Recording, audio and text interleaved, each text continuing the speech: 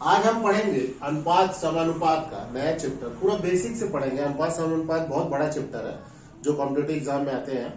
ठीक, पूरा बेसिक से पढ़ेंगे। पहला क्वेश्चन है, यदि A रेशियो B इक्वल 5:7 तथा B रेशियो C इक्वल 6:11 हो तो A ratio B ratio C का वैल्यू निकालना। अपन इन तीनों का अपन को क्या करना है, वैल्यू निकालना। देखो A रेशियो B इक्वल 5:7, ये इसको अपन ऐसे लिख सकते हैं, A रेशियो B इक्वल 5:7, ये हो गया हमारा। तो इसको अपन ऐसे लिख सकते हैं, A/B इक्वल 5/7, ऐसे लिख सकते हैं।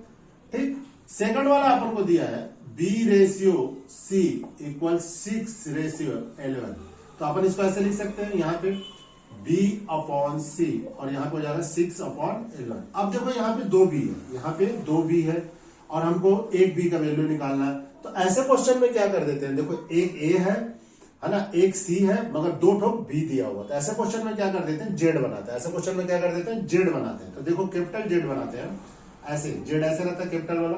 तो Z बनाएंगे तो इसको अपन पहले ऐसे लिख लेते हैं, 5/7 इक्वल 6/11।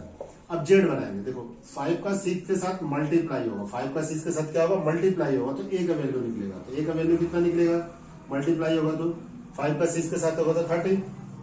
ठीक, उसके बाद फिर ऐसे, क्योंकि Z ऐसे बनता है, तो ये B का वैल्यू निकलेगा।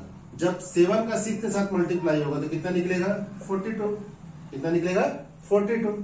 फिर ऐसे 7 का 11 के साथ मल्टीप्लाई होगा तो C का वैल्यू निकलेगा, तो ये कितना हो जाएगा, 77। अब हमको इसका रेशियो में सेट करना है, क्योंकि हमारे पास A भी आ गया, B भी आ गया और C भी आ गया, तो रेशियो में सेट करना। तो ये हो जाएगा 30 रेशियो B का वैल्यू कितना है, 42 रेशियो 77, ये हमारा आंसर।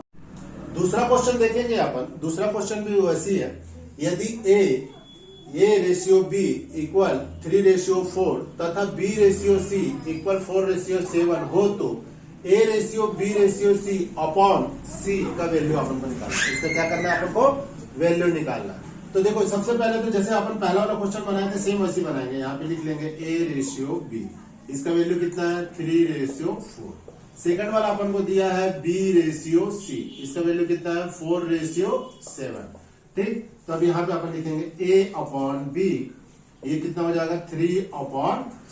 पहले वाले क्वेश्चन टाइप पे है B/C और ये कितना हो जाएगा हमारा, 4/7। ठीक, इसमें भी Z बनाएंगे, डायरेक्ट बना देता हूं मैं। ठीक, डायरेक्ट बना देंगे तो A का वैल्यू हो जाएगा, देखो इन दोनों का मल्टीप्लाई हो जाएगा तो कितना हो जाएगा, A का वैल्यू 12। ठीक, उसके बाद ये 4 का, ये 4 के साथ मल्टीप्लाई हो जाएगा तो B निकल आएगा, तो B का वैल्यू कितना हो जाएगा, 16। उसके बाद 4 का 4 से करेगा तो 16 हो जाएगा। उसके C का वैल्यू निकलेगा, नीचे वाले का आपस में मल्टीप्लाई होगा तो ये कितना हो जाएगा, 28। Z बन गया। ठीक, इस टाइप से Z बनाना है। Z बन गया, पहले वाला क्वेश्चन में बताया था। अब देखो A भी निकल गया, B भी निकल गया, C भी निकल गया, A B C तीनों निकल गया। अब यहाँ पे वैल्यू पुट कर देना। उसके बाद देखो अपन को निकालना क्या है, A plus B plus C upon C, ये अपन को फाइंड करना। तो देखो A का वैल्यू कितना है, 12 प्लस B का वैल्यू कितना है, 16 प्लस C का वैल्यू कितना है, 28। सबका वैल्यू रख दिए और नीचे में C है, C का वैल्यू कितना है, 28। तो देखो 12, 16 और 28 इन सबको जोड़ेंगे तो कितना हो जाएगा, 56। नीचे कितना आ जाएगा, 28। 28 से 56 को काटेंगे तो कितना आ जाएगा, 2। ये हमारा आंसर हो जाएगा। कितना आंसर हो जाएगा, 2। ठीक, क्वेश्चन नंबर 3 देखेंगे। क्वेश्चन नंबर 3 देखेंगे। देखो यदि 2A इक्वल 3B तथा 4B इक्वल 5C हो तो A और C का वैल्यू निकालना। किसका निकालना, A और C का वैल्यू निकालना अपन को। तो यहाँ पे अपन लिखेंगे, देखो यहीं से बनाना चालू कर देते हैं अपन। Question number 3, 2A equal 3B। ठीक, क्रॉस मल्टीप्लाई करके अपॉन में लेके आएंगे तो ये हो जाएगा A/B और यहाँ हो जाएगा 3/2। इस टाइप के क्वेश्चन में आ जाएगा ये। ऐसे ही सेकंड वाला भी करेंगे, 4B इक्वल 5C, इसको भी क्रॉस मल्टीप्लाई करेंगे तो हो जाएगा B/C, यहाँ हो जाएगा 5/4। इस टाइप के पोर्शन में आ जाएगा। ठीक है, और हमको निकालना क्या है, ये निकालना है, A रेशियो C निकालना, A रेशियो C निकालना। तो यहाँ भी देखो 2 B दिया हुआ है, Z बनाएंगे यहाँ पे भी, तो जेड बनाएंगे तो एक बार और बता देता हूँ जेड कैसे बनता है। देखो ऐसे लिख दिए 3, 2, 5 और 4। अब जेड कैसे बनेगा, ऐसे बनेगा। तो 5 का 3 से मल्टीप्लाई करेंगे तो ए का वैल्यू निकलेगा, तो ए का वैल्यू कितना हो जाएगा 15, ठीक है। उसके बाद फिर ऐसे करेंगे, इससे बी का वैल्यू निकलेगा। 5 का 2 से करेंगे तो बी का वैल्यू कितना हो जाएगा 10। उसके बाद फिर ऐसे करेंगे, सी का करेंगे 4 से तो कितना हो जाएगा 8, ठीक। अब हमको निकालना है ए रेशियो सी, और वहां पे क्वेश्चन मार्क दिया हुआ है।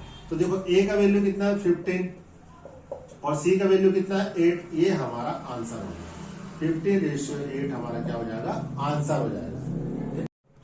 क्वेश्चन नंबर 4 देखेंगे, यदि ए का 60% इक्वल बी का 3/4 हो तो ए रेशियो बी का वैल्यू निकालना। इसको बनाएंगे अपन, ये भी क्वेश्चन उसी टाइप से है। देखो ए का, तो ए और का मतलब यहाँ पे मल्टीप्लाई होता है। का मतलब क्या है, मल्टीप्लाई। 60% दिया है तो ये अपन लिख देंगे 60 और नीचे कितना आ जाएगा हमारा 100। नीचे कितना आ जाएगा हमारा 100, नीचे कितना आ गया 100। दूसरा वाला देखेंगे, दूसरा वाला बी और का मतलब क्या हो गया यहाँ पे मल्टीप्लाई 3/4, ऐसे हो गया, इस टाइप का हो गया। अब ये कट जाएगा, देखो 0 से 0 गया, 2 से कटेगा 3 बार में जाएगा, 2 से कटेगा 5 बार में जाएगा। तो यहाँ हो गया ए 3/5, मल्टीप्लाई का साइन लगा लो यहाँ पे, ये हो जाएगा b मल्टीप्लाई 3/4। अब क्रॉस मल्टीप्लाई करेंगे तो a/b हो जाएगा। देखो ये वाला इसके नीचे आ जाएगा, क्रॉस मल्टीप्लाई करेंगे तो a/b ऐसे आ जाएगा, ये वाला नीचे आ जाएगा ना क्रॉस मल्टीप्लाई करेंगे तो। अभी इसको भी क्रॉस मल्टीप्लाई करेंगे तो ये नीचे वाला ऊपर चल जाएगा। देखो ये 5 कहां चले जाएगा, 3 के साथ चले जाएगा, तो यहाँ पे हो जाएगा 3 × 5 ऐसे चले जाएगा। और ये वाला भी क्रॉस मल्टीप्लाई में 3 वाला कहां चल जाएगा, नीचे आ जाएगा, तो ये हो जाएगा 3 × 4, इस टाइप का पोर्शन में आ जाएगा। अब यहां से 3 से ये 3 कट गया, तो a/b का वैल्यू निकल गया हमारा 5/4, ये हमारा आंसर हो गया। ये हमारा क्या हो गया, आंसर। इसी को अगर रेशियो में लिखेंगे तो a रेशियो b = 5/4, ये हमारा आंसर। समझ में आया, एकदम बेसिक क्वेश्चन है। इस टाइप के क्वेश्चन हम आगे चल के जैसे जैसे अनुपात समानुपात पे चैप्टर में अपन बढ़ते जाएंगे तो वैसे वैसे क्वेश्चन हार्ड होते जाएंगे, मगर ये बेसिक मालूम होना बहुत जरूरी है।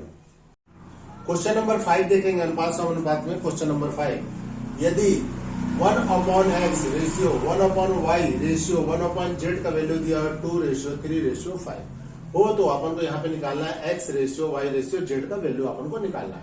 तो सर इसको बनाएंगे, सबसे पहले देखेंगे, देखो 1/x, तो x का वैल्यू ये है, y का वैल्यू ये है और z का वैल्यू ये है। अपन को क्वेश्चन में ही दिया हुआ, इसमें कुछ अलग से अपन नहीं किया। तो यहाँ पे देखो 1, ऊपर वाला 1 वैसे रहेगा, x के जगह पे क्या आ जाएगा 2 आ जाएगा, x के जगह पे क्या आ जाएगा 2 आ जाएगा, और यहाँ पे 1, y के जगह पे क्या आ जाएगा 3 आ जाएगा, और यहाँ पे 1 और z के जगह पे क्या आ जाएगा 5 आ जाएगा, z के जगह पे क्या आ जाएगा 5 आ जाएगा। 2, 3, 5 का अपन एलसीएम निकालेंगे। 2, 3, 5 का जब अपन एलसीएम निकालेंगे तो इसका एलसीएम कितना होता है 30।